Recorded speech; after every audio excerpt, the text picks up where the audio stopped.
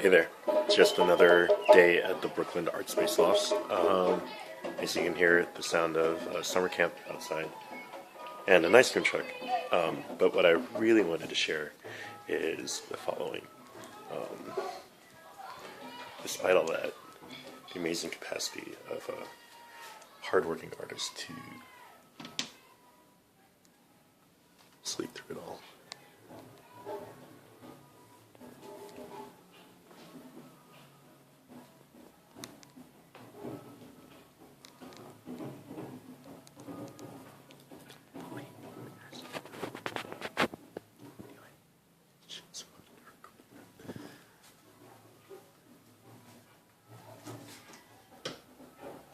He's gonna kill me.